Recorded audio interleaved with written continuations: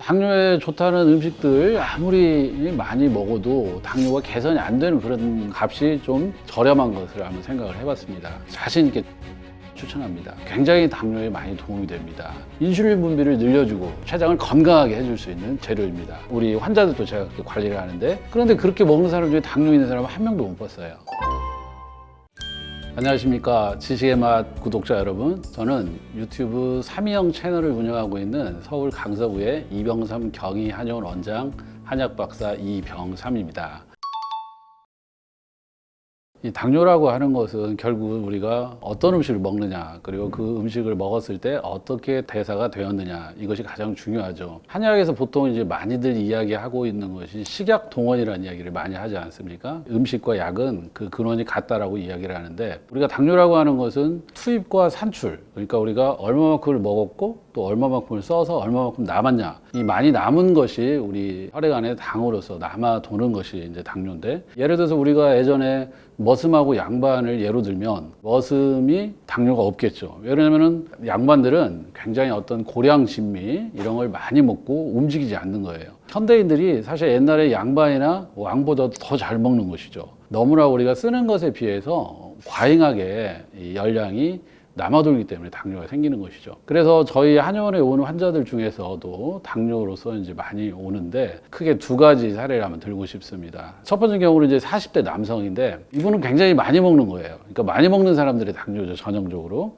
그래서 많이 먹고 안 움직이는 거, 그리고 특히 야식, 과식 하는 사람들이 많죠. 그래서 배달 음식을 저녁에 늦게 먹고 운동이나 이런 거 하지 않고 바로 자는 사람들, 또 술 마시면서 밤늦게 또 안주를 많이, 또 특히 탄수화물 종류를 많이 섭취하는 사람들이었는데, 이분의 경우도 키는 170cm 정도 되었는데 체중이 100kg가 넘는 거죠. 내가 과잉하게 남아도니까 당을 많이 내가 확보했는데 이 세포로 보내줘야 되죠. 근데 인슐린이 췌장에서 나와서 세포로 보내줘야 되는데 이 세포에서 쓸 일이 없다는 거예요. 그러니까 우리가 수요가 있어야지 공급이 있는데 수요가 없는 거예요. 그래서 인슐린이 분비가 되어도 제대로 당을 분해를 할 이유가 없는 거죠. 그래서 그걸 또 이제 소위 뭐 인슐린 저항성이라고 보통 표현을 하는데, 그래서 이런 사람의 당뇨는 당연히 음식을 제한해야 됩니다. 제가 얘기하는 건 이제 5가지를 금하라고 하는데, 간식, 저녁에 먹는 야식, 과식, 급하게 먹는 속식, 그리고 육식, 이 5가지를 제가 금하라고 하는데, 그걸 금하면서 특히 저녁을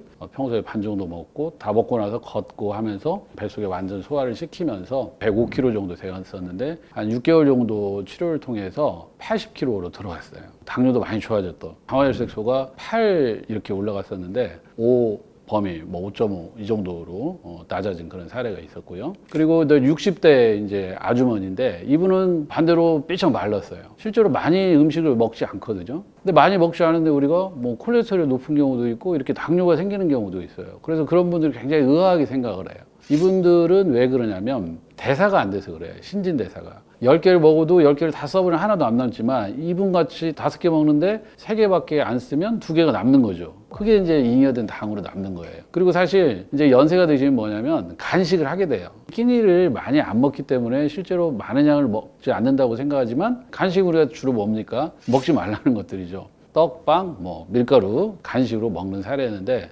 이분의 경우도 신장은 155cm 정도 되고 체중은 45kg. 이분의 경우도 당화혈색소가 6점대 후반이었는데, 식이요법 통해서 오히려 이분은 체중을 좀 늘리면서 기초대사나 신진대사율이 높아지면서 당뇨가 좋아진 그런 케이스였습니다. 동네 마트에 가면은 정말로 음식이 여러 가지가 많죠. 여러분들 당뇨에 도움이 될 수 있는 품목을 한번 생각하자면 정말 너무너무 많아서 이것을 3가지를 고르라고 한다는 게 쉽지가 않은데, 일단 마트에서 있는 거, 그리고 우리가 친숙한 거, 그리고 값이 좀 저렴한 것을 한번 생각을 해봤습니다. 여러분, 이제 시금치는 뭐 사실 누구나 다 알죠, 그죠? 철분하고 칼슘이 많죠. 그래서 뭐 뼈에 건강에 좋다, 빈혈에 좋다. 그리고 비타민 C, 뭐 비타민 K, 뭐 눈에 좋다는 베타카로틴이나 뭐 루테인 이런 성분들을 가지고 있어서 우리가 당뇨뿐만 아니라 뭐 항염증, 항산화, 항암 뭐 이런 쪽에도 굉장히 좋은 채소로 알려져 있습니다. 혈당이 떨어졌다고 하는 것이 어떤 한 가지 음식만을 먹어서 이게 혈당이 떨어졌다, 참 이렇게 보는 것은 사실 쉽지가 않은데, 볼륨 매트릭스라는 말이 있어요. 영양학에서. 우리가 야채에는 탄수화물이 20%밖에 안 들어있어요. 야채를 먹으면 어떻습니까? 그러니까 배가 부르죠. 볼륨, 양이 많으면서 배는 불러서 포만감을 느끼는데 거기에 당은 별로 없다. 이런 것들이 가장 좋은 거죠. 그러면서 우리가 친숙하게 여러 형태로 조리할 수 있으면서 또 맛도 좋은 그런 것을 이제 고르는 것인데, 시금치는 데쳐서 나물 형태로 많이 드시고, 시금치 된장국도 끓여서 먹기도 하고, 또 김밥에도 넣어서 먹기도 하고, 그죠? 여러 형태로 조리할 수가 있기 때문에 다른 어떤 이제 곡물, 탄수화물 그런 것을 줄이면서 이 시금치를 이렇게 여러 형태로 나물과 국이나 드시면서 혈당이 많이 떨어진 그런 케이스를 볼 수 있었습니다. 콩나물을 뽑은 이유는, 콩나물은 우리가 매우 친숙하게 여러 형태로 조리를 해서 먹을 수가 있고, 또 실제로 당 지수나 당 부하 지수가 굉장히 낮습니다. 콩에 들어있는 대표적인 그런 성분이 이소플라본이라고 많이 들어보셨을 거예요. 그래서 갱년기 여성의 그런 갱년기 증상에 도움이 많이 되고, 또 사포닌이라는 건 면역, 또 항염증 이런 효과가 있죠. 눈 건강에 좋은 레시틴 이런 걸 많이 함유하고 있기 때문에 콩나물이 당뇨에 좋은 음식으로 여러분들에게 추천해 드릴 수 있겠습니다. 콩나물도 대표적으로 할 수 있는 게 데쳐서 나물로 무쳐도 먹고, 그리고 콩나물 밥도 해 먹을 수 있고, 콩나물 비빔밥도 해 먹을 수 있고, 콩나물 김치국도 끓여 먹을 수 있고, 콩나물을 가지고 여러분들 하루의 식단을 다 채울 수도 있어요. 그렇게 해서 콩나물을 활용하시면 당뇨에 정말 많은 도움을 받을 수도 있을 것이라고 생각합니다. 네, 이 무는 예전부터 굉장히 우리가 친숙하게 많이 먹었죠. 제가 사실 고향이 시골입니다. 거기서 예전에 먹을 것이 없으면 어떤 걸 먹었습니까? 무를 먹거든요. 그래서 무로 밥을 해 먹고, 무로 조림을 해 먹고, 무로 국을 끓여 먹고, 무로 생채를 하고, 무로 깍두기를 담고, 그렇게 무를 다양한 형태로 많이 활용을 했습니다. 그런데 그렇게 먹는 사람 중에 당뇨 있는 사람은 한 명도 못 봤어요. 무에는 또 소화를 돕는 그 에스테라제라는 그런 또 효소가 있고, 뮤신이라는 그런 점액질이 많죠. 그래서 위장을 굉장히 보호해주는 그런 효과도 있어요. 당뇨가 생기는 분들은 위장도 좋지 않은 분들이 많거든요. 그리고 일단 포만감을 느껴야 돼요. 무를 그냥 생으로 깎아서 드시기 바랍니다. 그러면은 배도 차고 수분도 보충해주고, 그리고 뮤신의 점액질도 섭취를 하고 당뇨에도 많이 좋습니다. 이 당뇨에 걸린 사람들은 갈증이 많이 나지 않습니까? 그죠? 그래서 무가 또 시원하고 차가운 그런 성질이 있어요. 날 무를 드셔도 되고, 아니면 무로 즙을 해서 드셔도 되고, 무로 차를 끓여서 드셔도 되고, 우리 무를 말려가지고 무말랭이로 차를 끓여 먹기도 하죠. 그리고 무로 시원한 동치미, 이것을 드시면 복부는 팽만하고 배는 부르면서 당은 또 떨어질 수도 있고, 또 당이 급격하게 올라가지 않는 그런 여러 가지 효과를 낼 수 있기 때문에 여러분들에게 무를 강력히 추천드립니다. 네, 저는 23년 동안 한의원을 했습니다. 많은 분들이 사실 건강의 비결에 대해서 좀 여쭤보거든요. 사실 이런 말이 있잖아요. 의사가 시킨 대로 하되 의사를 따라하지 말아라. 그러니까 의사들도 이 건강의 어떤 원리나 원칙 이런 걸 알지만 잘 지키기가 힘든다라고 하는 것이죠. 그런데 저는 그래도 비교적 지킨다고 자부할 수 있는 게 있어요. 제가 한의사니까 어떤 음식이 또 나의 체질이 좋고 나쁘고 이런 걸 알기 때문에 그 부분들을 좀 잘 하는 편인데, 저는 일단은 단 것을 안 먹어요. 제 생일에 제 케이크도 한 조각 안 먹습니다. 어쨌든 그렇게 나한테 안 좋은 음식을 피하는 거, 이것이 가장 일단 중요한 것이고, 그 다음에 두 번째로 제가 이제 좋은 음식을 추천하라고 하면 자신 있게 청국장을 추천합니다. 굉장히 당뇨에 많이 도움이 됩니다. 이 콩에는 이소플라본이 많이 들어있어서 우리가 갱년기 여성의 건강에 좋다는 말씀을 또 드렸었고, 사포닌은 항염증, 면역작용, 항암작용 이런 것이 또 있고, 레시틴이라는 건 또 눈에 또 좋은 그런 효과가 있죠. 그리고 실제로 당 지수가 높지가 않습니다. 청국장은 또 뭐냐면 식이섬유가 풍부하기 때문에 좋은 유산균의 또 먹이가 되죠. 포만감 느껴서 공복의 그런 허기짐도 달래주고, 이 무엇보다도 인슐린 분비를 늘려주고, 또 인슐린 저항성을 떨어뜨려주고, 췌장의 베스타 세포를 건강하게 해서 췌장을 건강하게 해줄 수 있는 그런 재료입니다. 청국장을 우리가 찌개로 끓일 때 거기에 김치도 넣을 수 있고, 또 무도 넣을 수 있고, 또 그러한 재료들 자체에서 또 좋은 성분이 있고, 또 포만감을 또 느끼게 할 수 있기 때문에 활용할 수가 있고요. 또 중요한 건 청국장을 환으로 먹으면 더 훨씬 좋습니다. 왜 그러냐면 청국장을 너무 오래 끓이면 이 좋은 성분들이 또 유실이 되기 때문에 살짝 끓여서 먹거나 아니면 생으로 먹거나 환으로 먹으면 여러분들이 훨씬 더 효과를 많이 볼 수 있습니다. 아침에 일어나서 공복에 청국장 환을 10개, 20개 이 정도씩 드시면 하루 내내 장이 편하게 그렇게 될 것입니다. 그리고 또 식사 전에 이 환을 드시고 나서 식사를 하면 포만감을 좀 느끼기 때문에 식사량도 줄어들거든요. 그렇게도 활용을 하시면 좋을 것 같습니다. 여러분들 당뇨에 좋다는 음식들 아니면 영양제들 아무리 많이 먹어도 당뇨가 개선이 안 되는 그런 경우들을 많이 볼 수 있죠. 왜 그러냐면 당뇨에 좋은 것만 먹는 게 아니라 당뇨에 안 좋은 것들을 많이 드시기 때문에 그렇습니다. 당뇨라고 하는 것은 이 투입과 산출이거든요. 그래서 내가 하루 종일 쓰는 에너지를, 그러니까 바쁘게 많이 움직이는 사람들은 많이 먹어도 상관이 없어요. 근데 요즘 우리는 잘 쓰지 않으면서 많이 먹으니까 당뇨에 걸릴 수밖에 없다. 대개 5, 100이라 그래요. 5가지 하얀 음식, 흰 쌀밥, 그리고 흰 설탕, 또 흰 떡, 흰 밀가루, 그리고 거기다가 흰 소금, 이 5가지를 이야기하는데 이 5가지를 얼마나 철저하게 제한하느냐. 사실 하루 3끼 쌀밥 먹는 건 사실 저는 괜찮다고 보거든요. 나머지는 조금 줄이는 것이 좋을 것으로 생각합니다. 그리고 또 한 가지 여러분들에게 이제 덧붙여서 좀 말씀을 드리고 싶은 것은 우리가 뭐 당뇨에 좋은 음식, 뭐 암 치료에 좋은 음식, 어떤 질환에 좋은 음식, 뭐 우리 인터넷 AI 쳐보면 엄청난 정보들이 쏟아지잖아요. 그럼 그거에서 우리가 어떤 것을 고를 것인가 하는 그런 고민들이 사실 있을 거예요. 저는 이제 어떻게 조언을 하냐면 그런 음식들을 드시고 나서 여러분들이 반응을 보면 돼요. 몸의 반응. 그걸 먹고 배가 아프다, 뭐 설사를 한다, 변비가 생긴다, 뭐 알레르기가 생긴다, 두드러기가 생긴다. 당연히 그런 것들을 피하는 거죠. 그리고 요즘에는 혈당을 실시간으로 모니터링 할 수 있는 그런 장비가 있잖아요. 연속 혈당 측정기. 그래서 어떤 것들이 당을 올리느냐. 우리 환자들도 제가 그렇게 관리를 하는데, 그러면 환자가 당이 올랐을 때 뭘 먹었냐. 그럼 대개 대체적으로 뭐냐면 당연히 과식했을 때, 그 다음에 두 번째가 나의 체질이 맞지 않을 때, 그리고 세 번째는 음식을 먹는 순서, 샐러드, 야채, 과일 먹고, 그리고 단백질, 지방 이렇게 먹고, 그리고 맨 마지막에 이제 곡물을 먹어라 그렇게 얘기를 하죠. 그래서 먹는 순서도 중요하고, 그다음에 어떤 식으로 조리를 하느냐 이게 중요하거든요. 그래서 여러분들이 그러한 실험을 각자 해보시는 게 정말 좋아요. 나의 체질도 알아볼 수 있고, 또 나의 체질에 맞는 음식도 알아볼 수 있고, 또 당뇨도 고칠 수 있는 그런 일석삼조의 효과를 거둘 수 있기 때문에 한번 꼭 활용해 보시면 좋을 것 같습니다. 반드시 당뇨약은 줄일 수 있다. 그리고 실제 저희 글루코피 회원분 중에서도 당뇨약을 끊으신 분도 있습니다. 당뇨약보다도 더 중요한 마트에서 혈당 떨어뜨리는 대표 식재로 첫 번째는 인슐린 저항성도 개선해주는 효과가 있습니다. 식후 혈당 상승폭이 16%가량 감소했다는 당뇨병 예방과 관리에도 굉장히 큰 도움을 줄 수 있다고 알려져 있습니다. 제가 지금까지 설명드린 4가지 채소, 오늘 이 영상 보신 구독자분들은 꼭 한번 마트 가서 이 채소들 구매해서 직접 드셔보시면 좋을 것 같습니다. 안녕하세요. 국내 최초 의사가 만든 혈당관리 솔루션 글루코핏 대표의사 양혁용입니다.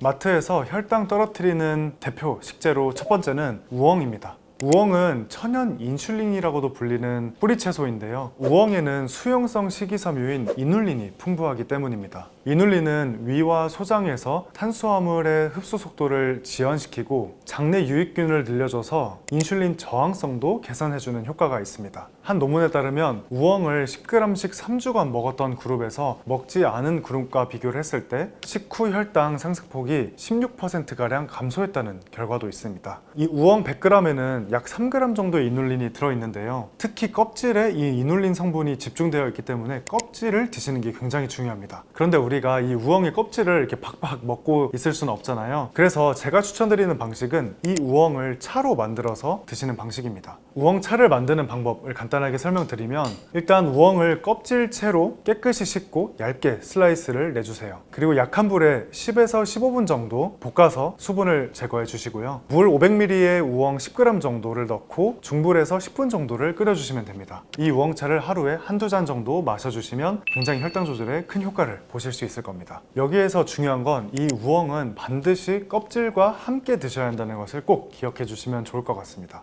우엉은 정말 좋은 식이섬유 공급원이지만 수분 함량이 많고 칼륨이 굉장히 풍부하기 때문에 신장 기능이 저하된 분들이나 혹은 평소에 좀 묽은 변을 보시는 분들, 장이 좀 약하신 분들은 우엉차나 우엉조림을 너무 많이 드시는 것은 조금 지양해 주시는 게 좋을 것 같습니다. 마트에서 구매할 수 있는 당뇨약 같은 채소, 깻잎, 이거는 다들 알고 계시죠? 깻잎은 또 어떤 분들은 향채소로만 생각하는 경우가 있는데요. 실제로는 당뇨병 예방과 관리에도 굉장히 큰 도움을 줄 수 있다고 알려져 있습니다. 깻잎에는 비타민 K1과 로즈마린산이 굉장히 풍부하게 들어있어서 항염 작용도 뛰어나고 췌장의 베타세포의 기능을 활성화하는 효과도 있고요. 췌장과 간의 염증 반응을 또 개선해주는 그러한 효과도 있습니다. 서울대 식품영양학과에서 진행한 한 실험에 따르면 깻잎 추출물을 8주간 섭취했던 복용군에서 인슐린 저항성이 평균 18.4% 감소했다는 그러한 연구 결과도 있습니다. 비유하자면 이 깻잎은 인슐린이 굉장히 잘 작동할 수 있도록 하는 그런 조율사 역할을 하는 셈인 거죠. 혈당이 높아서 끈적한 혈액에 공급되면 피가 맑아지는 것처럼 깻잎 속 이 엽록소는 혈액의 정화에 큰 도움을 줍니다. 깻잎만 드시기에는 조금 허전하고 너무 향이 강할 수 있잖아요. 제가 이 중에서 특별히 깻잎과 들기름을 함께 드시는 걸 제가 추천을 드리는데요. 들기름에는 특히 이 오메가3와 리놀렌산이 풍부하게 들어있기 때문에 항염증과 혈당 조절에 도움이 되어서 이 두 가지 조합을 전 같이 드시도록 굉장히 권장을 많이 드리고 있습니다. 이 영상을 보신 구독자 여러분, 한번 오늘부터 이 깻잎과 들기름을 한번 꼭 드셔보시면 좋겠습니다. 많은 분들이 녹색잎 상추를 드시는데 혈당 조절에 특히 좋은 상추는 바로 적색잎 상추입니다. 이 적상추에는 안토시아닌과 폴리페놀이 풍부해서 항염증 작용을 하기도 하고 혈관 내 염증을 억제해주는 효과도 있기 때문에 특히나 더 당뇨인 분들께서는 이 적색잎 상추를 드시는 게 좋은데요. 다만 이 상추는 가열을 하게 되면 굉장히 건강에 도움이 되는 영양 성분들이 소실이 되기 때문에 되도록이면 생으로 섭취하도록 권고를 하고 있고요. 드레싱을 같이 뿌려서 드신다면 식초나 오일 기반으로 드시는 것을 추천을 드리고, 이 적색잎 상추도 저는 들기름이랑 같이 드시는 걸 요즘에는 굉장히 많이 추천을 드리고 있습니다. 저희 글루코피 회원분들이 가장 좋아하는 조합은 적상추에 삶은 계란 그리고 들기름을 뿌려서 먹는 그 조합입니다. 이 샐러드를 매일 아침 드시면 당뇨 조절에도 굉장히 큰 도움을 받아보실 수 있을 겁니다.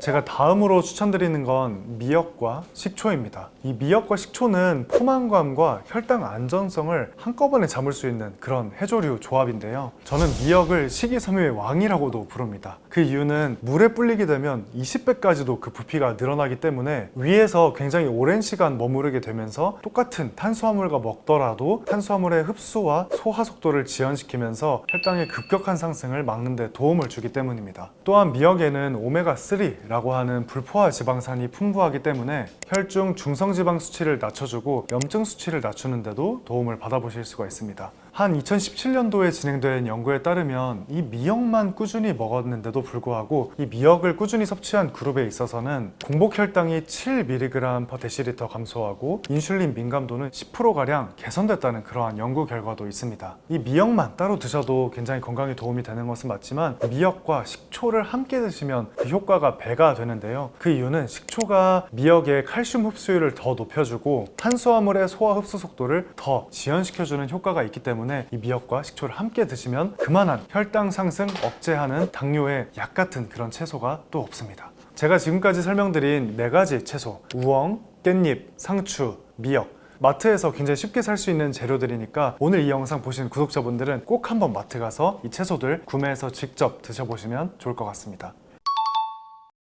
저는 이것만큼은 정말 말리고 싶은데요. 이 당뇨 환자분들께 마트 가서 절대 사면 안 된다 라고 설명드리는 음식 또 4가지를 제가 설명드려 보겠습니다. 마트에서 피해야 되는 음식 첫 번째는 가당 음료인데요. 쉽게 말하면 콜라나 사이다 이런 당이 들어간 설탕 음료, 혹은 왠지 건강해 보이지만 사실은 설탕이 많이 들어가 있는 스포츠 음료, 믹스커피까지 이 가당 음료들만은 마트에서 좀 피해 주시면 좋겠습니다. 사실 뻔하다고 생각을 하셨을 수도 있는데요. 의외로 제가 마트에서 뭘 사시는지 이렇게 지켜보면 그렇게 믹스커피를 이렇게 구매를 하시고 콜라도 사다가 마시고 이런 분들이 굉장히 많더라고요. 저희 글루코피 회원분들의 데이터도 살펴보면 이 가당 음료를 마셨을 때만큼 무시무시한 혈당 스파이크를 만드는 음료는 없었습니다. 또 이런 연구 결과도 있는데요. 서울대병원에서 진행한 연구에 따르면 주 3회 가당 음료를 섭취한 그룹에 있어서는 내장 지방이 5배가량 더 많다는 그런 연구 결과도 있습니다. 콜라 한 캔에 약 당류가 27g에서 30g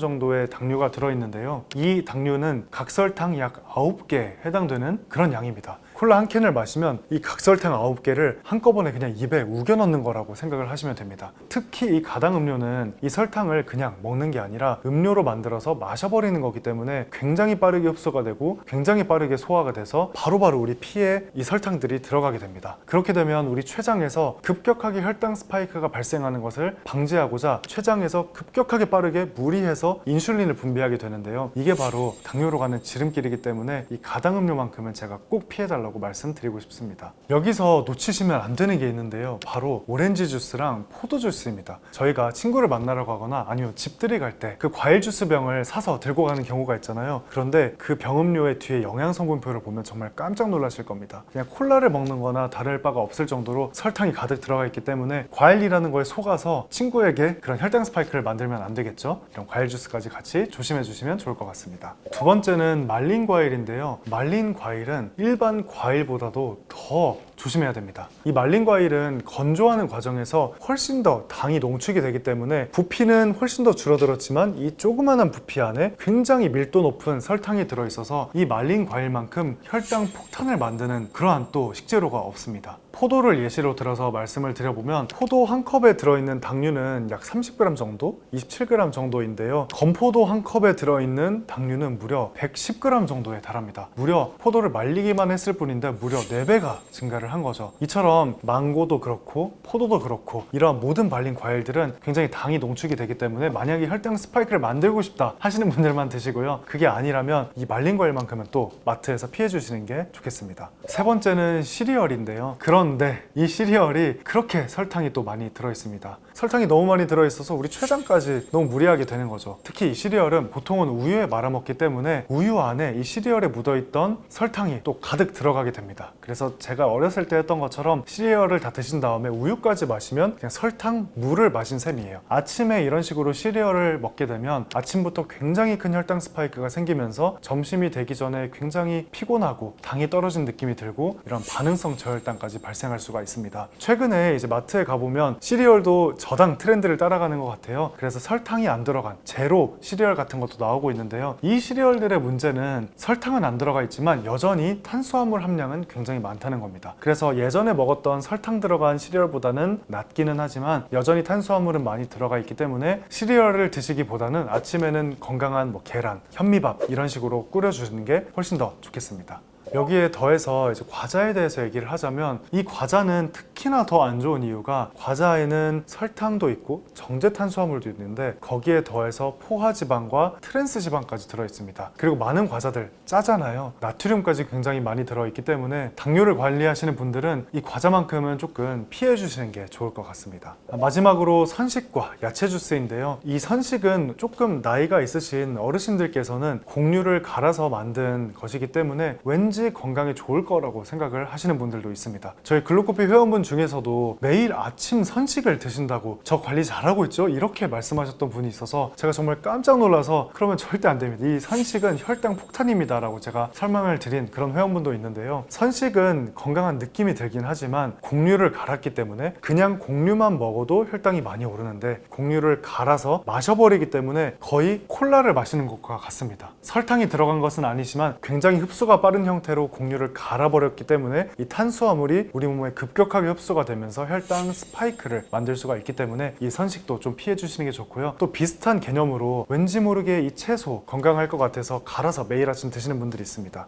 케일 주스, 과일 주스, ABC 주스 이름만 들으면 굉장히 건강할 것 같고 초록색이고 주황색이고 영롱하잖아요. 그런데 이 야채 주스도 야채 안에 당분이 한 번에 갈아져서 마시게 되면 급격하게 우리 몸에 흡수가 되기 때문에 이 야채 주스도 마트에서 사서 드시는 것도 물론이고 직접 갈아서 드시는 것도 저는 꼭 피해달라고 말씀을 드립니다. 당뇨를 진단받으신 많은 분들께서 약만을 통해 좀 조절하려고 하는 경우를 저는 종종 봤던 것 같아요. 그런데 당뇨를 진단받고 저희가 복용하게 되는 당뇨약은 사실 근본적인 치료가 아니라 혈당을 낮춰주는 대증치료에 불과합니다. 우리가 감기에 걸리면 감기약을 먹을 때 감기약이 해열, 진통제잖아요. 열이 난 거를 낮춰주기만 하는 거죠. 그것과 같은 개념이라고 생각을 해주셔야 됩니다. 됩니다. 그래서 약만으로 당뇨를 치료하겠다고 생각을 하시기보다는 식습관 개선, 생활습관 개선이 진짜 당뇨 치료이기 때문에 이 식습관 개선에 꼭 집중을 해주시는 게 좋을 것 같습니다. 이 식습관에서 가장 쉽게 바꿀 수 있는 것은 바로 식사 순서를 바꾸는 건데요. 우리가 한식을 먹을 때 밥부터 먹기보다는 김치부터, 시금치부터, 이런 채소부터 드시고, 그 다음에 계란말이 같은 단백질과 지방을 드신 다음에 탄수화물, 밥을 마지막에 드셔주시는 것만으로도 이러한 식습관만 간단하게 바꿔도 혈당을 낮춰주는데 큰 도움을 받아보시면서 당뇨를 관리하고 예방하는 데도 큰 도움을 받아보실 수 있을 겁니다.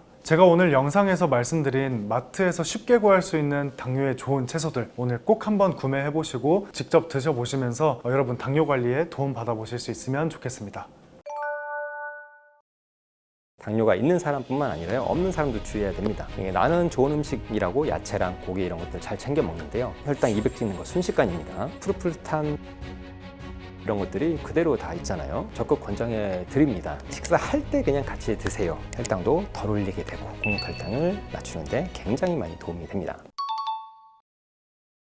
이 당뇨자분들이 평소에는 이제 식사 관리를 잘 하시다가도 외식할 때가 되면 이제 고민이 많아집니다. 이제 혈당 올릴까 걱정도 되긴 하지만 나 때문에 같이 동행한 사람들이 좀 편하게 메뉴를 못 고를까봐 이제 그것도 사실은 스트레스를 많이 받으시더라고요. 이 두 가지를 동시에 해결할 수 있는 방법이 있습니다. 뭐냐면 뷔페나 이제 고깃집을 가시면 됩니다. 좀 의외일 수도 있는데 그 이유가 뭐냐면 음식을 내가 골라서 먹을 수가 있어요. 뷔페 같은 경우는 일단 내가 먼저 야채 코너로 갑니다. 그래서 야채 먼저 많이 먹어주고 그 다음에 이제 고기 코너 가서 고기 많이 드시고 그 다음에 뷔페 왔으니까 평소에 잘 안 먹었던 거 탄수화물 종류 이런 것도 좀 드시고 이렇게 하면은 기대보다는 혈당을 좀 덜 올릴 수가 있어요. 그다음에 이제 고깃집도 마찬가지인데요. 우리나라 식단에서 우리가 싱싱한 푸릇푸릇한 야채를 잘 먹을 수 있는 반찬이 사실 별로 없습니다. 우리나라 야채 반찬들이 양념에 절여져 있거나 볶아져 있거나 첨가물이 많이 들어가거나 이런 식으로 가공을 거치게 되죠. 그런데 유일하게 이런 야채를 그대로 먹을 수 있는 식당이 고깃집이에요. 푸릇푸릇한 상추, 깻잎 이런 것들이 그대로 다 있잖아요. 그러면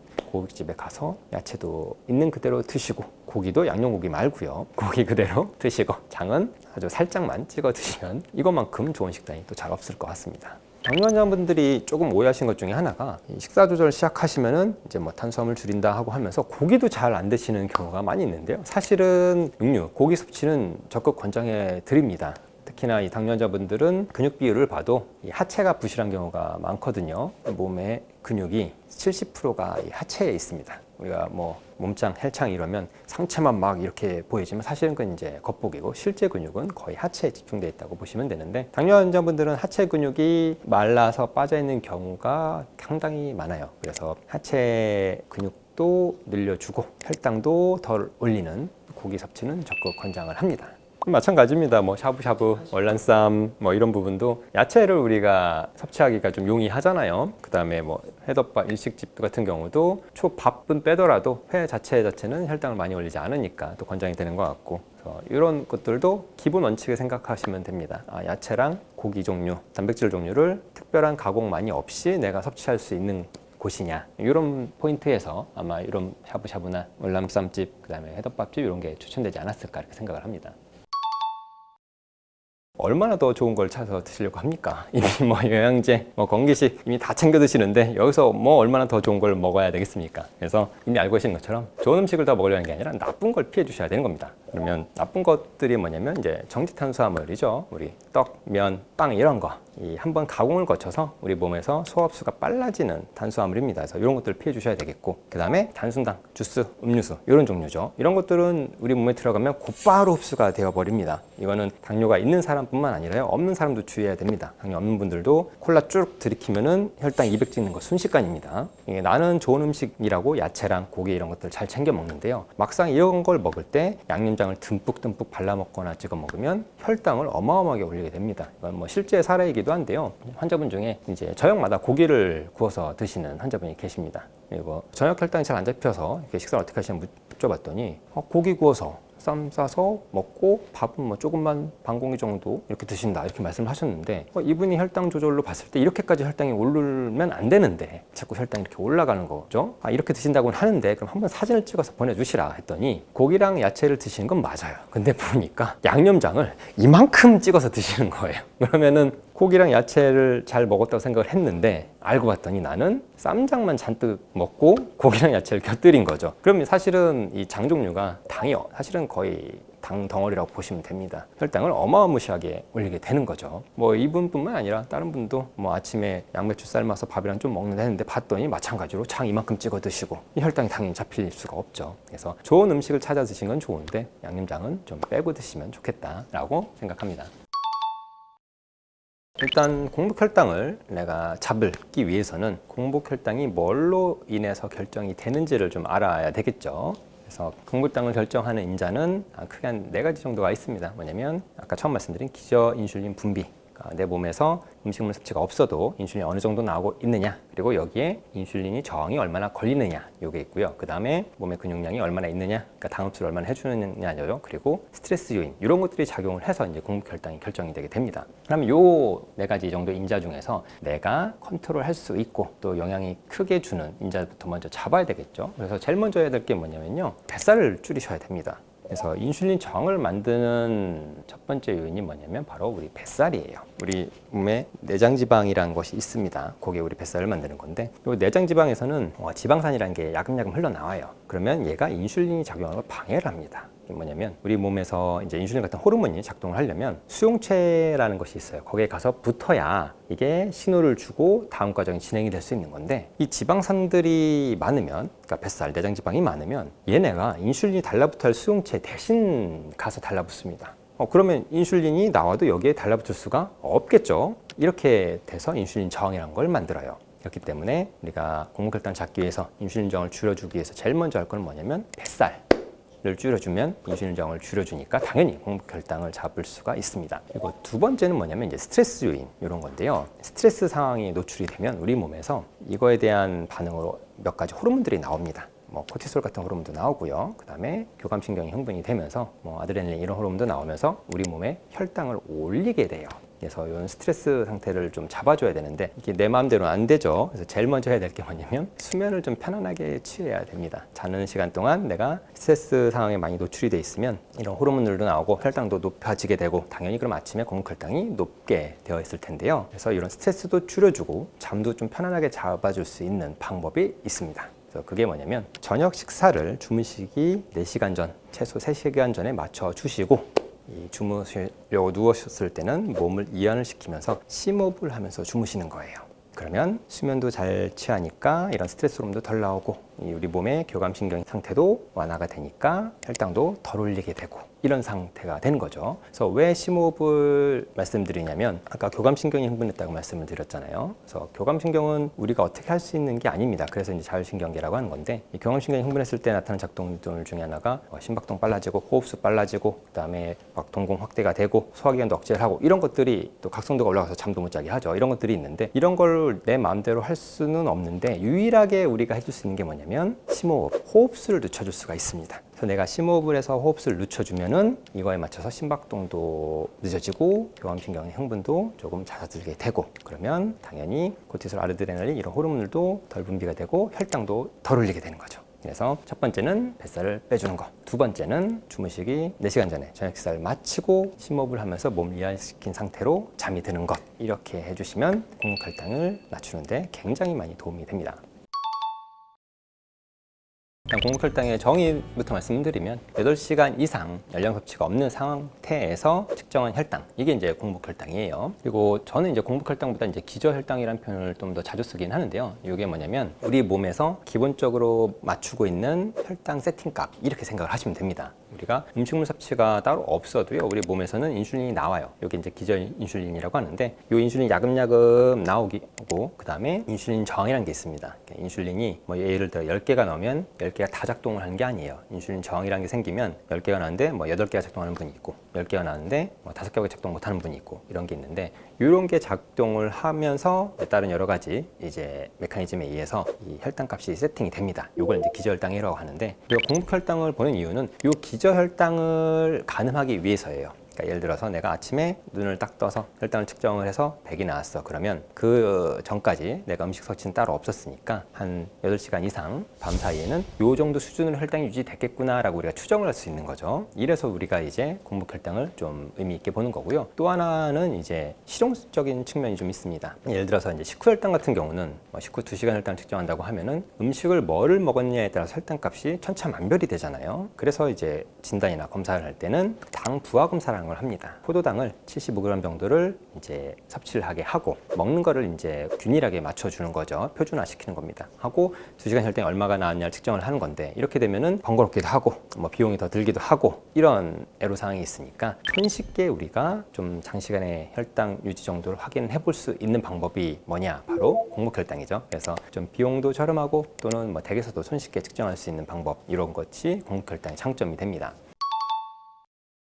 사실은 단 음식이 당긴다는 것 자체가 혈당 조절이 원만하지 않기 때문입니다. 그래서 이 단 음식이 당긴다 이럴 때는 우리가 이거를 좀 나눠서 생각을 해봐야 돼요. 단 음식이 당기는데 이게 내가 마음이 당기는 건지 아니면 생리적으로 당기는 건지 이걸 구분해야 됩니다. 내가 단순히 마음이 당긴다 이건 그냥 안 드시면 되는 거고요. 생리적으로 당기는 경우가 있습니다. 이게 어떤 경우냐면 우리가 어떤 음식을 먹고 나서 혈당이 엄청 빨리 올라가고 나면 뒤늦게 인슐린이 많이 나오면 혈당이 확 떨어지는 구간이 있습니다. 뭐 이 혈당 스파이크라고 하죠. 혈당 스파이크가 나오고 이후에 혈당이 급격히 떨어지는 구간이 생기는데 이때 사실은 단 음식이 많이 당겨요. 주로 당뇨 전 단계나 당뇨가 발병한 지 아직 얼마 되지 않아서 인슐린이 조금 무리하게 과분비되는 시점에 있는 이런 분들이 많이 해당되는데요. 그러면 이거는 내가 이거를 간식으로 해결을 할 게 아니라 이전에 식사가 어땠는지를 내가 돌아봐야 되는 겁니다. 이 앞전에 있는 식사가 내가 혈당을 너무 빨리 올리는 음식을 먹은 건 아닌지 이거를 돌이켜보고 조금 혈당이 천천히 올라가는 음식으로 식사를 변경을 하고 혈당이 급속히 떨어진 거를 조금 만만하게 떨어지게 만들어줘야 간식이 안 땡기겠죠. 그래도 간식이 당기는 경우가 있다라면 야채 같은 거 또는 뭐 야채 스틱이나 뭐 계란 이런 것 정도를 드실 수는 있지만 기본적으로는 내가 혈당을 천천히 올려서 단 음식이 안 땡기게 만들어 주자. 그리고 어떤 경우가 있냐면 이제 또 내가 혈당 조절하기 위해서 식사량을 너무 줄여서 중간에 허기가 져서 또 땡기는 경우가 있습니다. 근데 이런 경우도 간식을 드시기보다는 앞전 식사를 조금 식사량을 든든히 해주셔서 중간에 간식이 당기지 않게 만들어 두신 것이 더 중요합니다.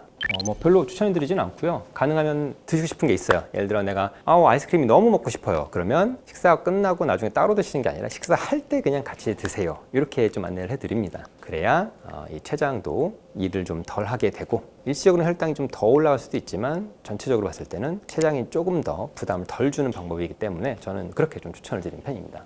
뭐 계란도 삶은 계란 이런 것도 좋고요. 뭐 야채 스틱, 뭐 오이나 당근 썰어져 있는 거 있잖아요. 이런 거 하나씩 깨물어 드시고 이런 거는 뭐 괜찮다고 봅니다. 네, 그리고 말씀드렸지만 이게 혈당이 조절이 완만하게 잘 되면은 사실 간식이 좀 많이 안 땡깁니다.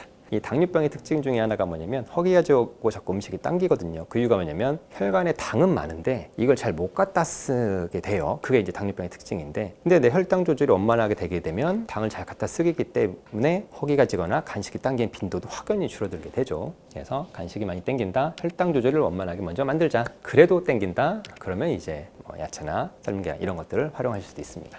물론 뭐 저희 있는 당뇨 생식도 굉장히 좀 좋은 대안이 될 수도 있습니다.